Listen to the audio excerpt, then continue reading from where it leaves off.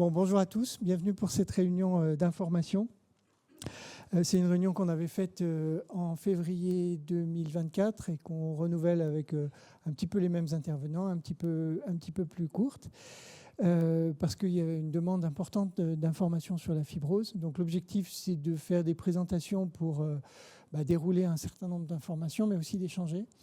Donc on a une salle qui est de taille idéal pour pouvoir poser des questions, échanger. Donc après chaque intervention, il y aura un moment de questions-réponses.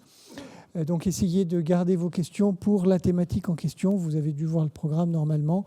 Donc il y a un moment où on va parler du diagnostic, un autre moment où on va parler du traitement, un autre moment de l'activité physique, etc. Donc on essaye de faire les questions-réponses de façon ciblée sur cette organisation-là. Donc moi, je suis Vincent Cotin, je suis le coordonnateur du service, le chef de service de pneumologie de Louis Pradel, mais aussi le coordonnateur du centre de référence maladies pulmonaires rares. Je vous propose de vous faire quelques minutes d'introduction sur ce que c'est, comment est-ce qu'on organise les maladies rares et ce que fait notre réseau. C'est pas là uniquement ce qui est fait dans le service, mais je parle du réseau en France, de façon à ce que vous ayez un petit peu d'informations avec du recul sur ce qui est fait. Et puis après, on rentrera plus dans le vif du sujet avec l'association et avec les différentes interventions. Alors d'abord, donc, le service de pneumologie à Lyon est un centre de référence des maladies pulmonaires rares. Et je voulais vous indiquer quelles sont les missions d'un centre de référence. Un centre de référence, c'est un centre qui fait du soin, mais pas uniquement. C'est l'une de ses activités. Donc ça explique que, en fait, on est très occupé parce qu'on a beaucoup d'activités aussi qui ne sont pas du soin, qui sont de l'organisation, de la recherche, etc. Évidemment, la première mission, c'est quand même aussi du soin. Et donc, c'est d'assurer aux malades et à ses proches une prise en charge globale et cohérente. Aussi d'améliorer la prise en charge de proximité. Donc on s'efforce de faire le lien entre le service, ce qui est fait dans le service et ce qui est fait dans les autres établissements ou les autres professionnels de santé. Alors je crois que ça s'améliore de plus en plus et qu'on a de plus de liens avec les autres services dans la région ou les autres professionnels de santé dans la région. Mais ce n'est pas toujours parfait. L'informatique nous aide à mieux communiquer et à mieux échanger, à avoir des dossiers qui sont à jour. Et ça fait partie aussi de nos rôles d'essayer de se coordonner avec les autres centres. Et par exemple, ça veut dire qu'on n'est pas en charge de forcément faire toutes les visites. Et un certain nombre d'entre vous, sans doute, ont un pneumologue qui est plus proche de leur domicile et voient alternativement ou de façon complémentaire un pneumologue ou une équipe de pneumologie plus proche du domicile, que ce soit un pneumologue de ville ou un pneumologue dans un centre hospitalier, et puis les pneumologues du service. Ensuite, vous voyez qu'il y a participé à l'amélioration des connaissances et des pratiques professionnelles. Alors ça, c'est quelques mots, mais en fait, ça cache quelque chose d'énorme, puisque l'amélioration, finalement, c'est la recherche, mais c'est aussi appliquer les progrès, appliquer les nouvelles pratiques, et puis diffuser l'information. Et donc, ça veut dire aussi établir des recommandations ou participer à l'établissement des recommandations, faire des réunions d'information, faire des formations professionnelles continues, tout ce type d'activité. Donc, ça fait partie de nos missions. Développer les outils de coordination entre les différentes structures. Ça, c'est le langage du ministère, mais on en a déjà parlé un petit peu. Pour prendre en charge la même pathologie ou des groupes de pathologies, parce que vous allez le voir, en fait, on ne s'occupe pas d'une maladie dans notre centre, mais d'un groupe de maladies. Certaines se ressemblent, d'autres ne se ressemblent pas du tout. Et donc, on a, entre guillemets, un portefeuille de maladies dont on est responsable pour la région, qui est assez vaste. Et puis, être l'interlocuteur des autorités administratives quand il y a des questions de remboursement, des questions de réglementation, et l'interlocuteur des associations de malades. Donc c'est pour ça qu'on est là aujourd'hui. Ça fait partie de nos missions de répondre à vos questions et d'interagir avec les associations. Et avec l'association Fibrose Pulmonaire France, on a un partenariat maintenant ancien depuis sa création, avant même d'ailleurs qu'elle s'appelle comme ça. puisqu'elle a changé de nom. Alors, je vous disais qu'on a des actions qui sont multiples, et là, c'est pour vous donner une idée de ce qui est un petit peu au-delà du soin, sans forcément lire, hein, c'est plus pour moi un pense-bête, mais dans notre réseau de centres, on a, je vais vous montrer ensuite une carte, il y a une trentaine de centres en France qui sont coordonnés dans notre réseau. On a un conseil scientifique, on se réunit physiquement au moins une fois par an. On fait des publications scientifiques, on fait de la recherche et on parlera aujourd'hui des essais cliniques. C'est une partie importante hein, parce que c'est très consommateur d'énergie, de temps. Se consacrer à la recherche, ça nécessite vraiment un investissement important. Donc vous ferez attention, il y a un verre qui s'est cassé et je crois que je vais quand même devoir fermer. On aérera un petit peu... On fera un petit peu d'aération à la pause, mais là j'ai peur qu'on fasse des catastrophes sinon. Attention à vos doigts. Hein. Bon, on fera attention, il reste des petits morceaux de verre à proximité de la table. On fait des études collaboratives, c'est-à-dire qu'on se met tous ensemble, les centres en France, pour étudier telle question. Est-ce qu'on a vu des cas ou des situations de tels problèmes cliniques pour les analyser ensemble? On a des registres, c'est-à-dire des bases de données, et on vous sollicite parfois, ou souvent même, pour l'autorisation de rentrer des données de façon anonyme dans un registre, c'est-à-dire une base de données où on va rentrer un diagnostic, une date de diagnostic, quel type de traitement, quel type d'aspect au scanner, etc., pour faire avancer les choses. Alors, il y a des choses qui sont évidemment plus importantes ou plus à même de changer les choses que d'autres. Hein. Quand il y a un nouveau traitement, c'est majeur. Il y a des études qu'on fait qui sont moins ambitieuses, bien sûr, mais toutes ces actions dans le domaine de la recherche ont une importance. On fait ce qu'on appelle des RCP, c'est-à-dire des réunions de concertation pluridisciplinaires, qu'on appelle aussi des discussions multidisciplinaires. On en a qui sont locales, on en fait une toutes les semaines pendant plus de 2 heures dans le service pour discuter tous nos cas, toutes nos décisions. Et puis on a qui sont nationales pour les cas les plus difficiles, pour des maladies particulièrement rares. Et elles sont organisées notamment dans le cadre de la filière Respifil, et je vais en redire un petit mot juste après. On fait des recommandations, certaines s'appellent des protocoles nationaux de diagnostic et de soins, les PNDS, je suis à droite sur la diapositive, des recommandations qui ne sont pas des PNDS, on fait des formations, je vous en ai parlé, et de l'éducation thérapeutique. L'éducation thérapeutique, c'est plus que simplement de l'information. Pour certaines maladies particulières, toute l'équipe se réunit pour établir un programme d'éducation thérapeutique où on va informer sur la maladie, sur sa prise en charge, sur les médicaments, bien sûr, quand il y en a qui sont concernés, mais aussi toute la prise en charge autour du médicament et de ce qui doit être fait.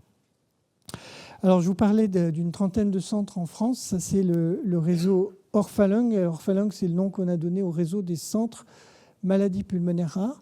Donc, en gros, c'est les centres qui sont spécialisés dans la fibrose pour la réunion d'aujourd'hui. Mais vous allez voir qu'ils font aussi d'autres maladies rares que la fibrose chez l'adulte. Et donc, ces centres Orphalung, la coordination est à Lyon.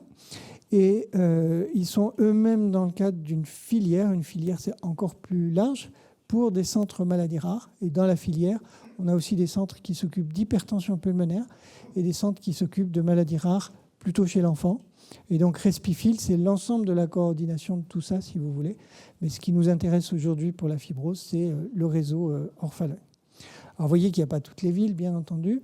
Donc on travaille à avoir dans les autres villes aussi des correspondants, des référents, pour que partout en France, le plus possible, on ait accès à des spécialistes qui connaissent bien la fibrose.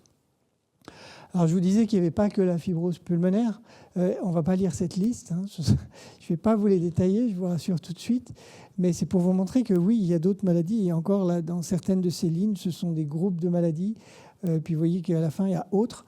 Donc c'est en fait un grand nombre. Je vous le dis aussi parce que ça explique que parfois, on n'est pas toujours aussi disponible pour une maladie qu'on le voudrait, parce que il y a beaucoup de personnes dont il faut s'occuper, beaucoup de maladies, et pas que le soin, vous l'avez vu. Alors, les centres maladies rares sont relabellisés, c'est-à-dire qu'on doit déposer un gros dossier, c'est quelque chose qui est très lourd, qui est labellisé après, qui est évalué par la Direction générale de l'offre de soins au ministère. C'est quelque chose qui est renouvelé tous les 3-4 ans.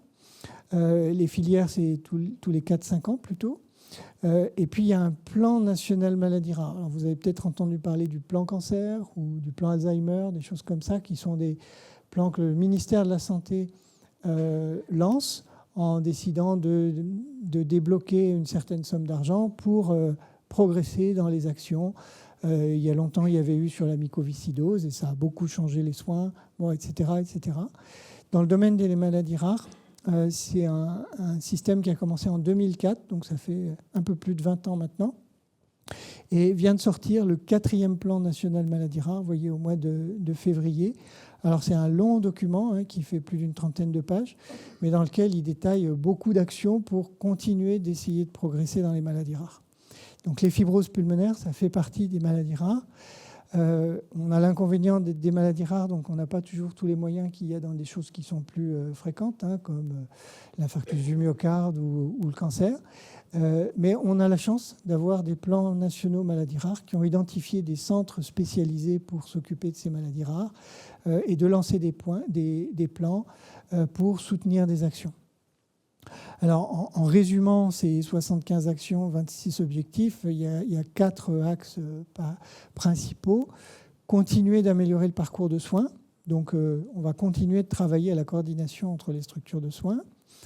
Accélérer le diagnostic, ça c'est une demande qui est assez importante parce que dans toutes les maladies rares en général et dans la fibrose en particulier, il y a un retard diagnostique qui est lié à plein de choses, on pourra en parler, mais il faut qu'on continue de travailler pour le réduire. Ça a déjà été fait, mais il y a encore du travail à faire.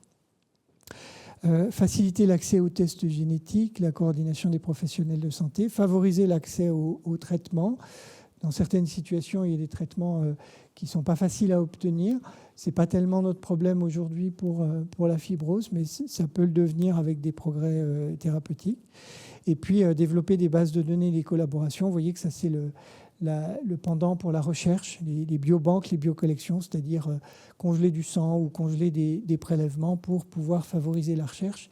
Donc ça, c'est quelque chose pour lequel, évidemment, vous êtes sollicité, parce que la recherche, on ne peut pas la faire sans les personnes concernées, sans les patients. Donc c'est aussi l'un des objectifs d'expliquer pourquoi la recherche est importante.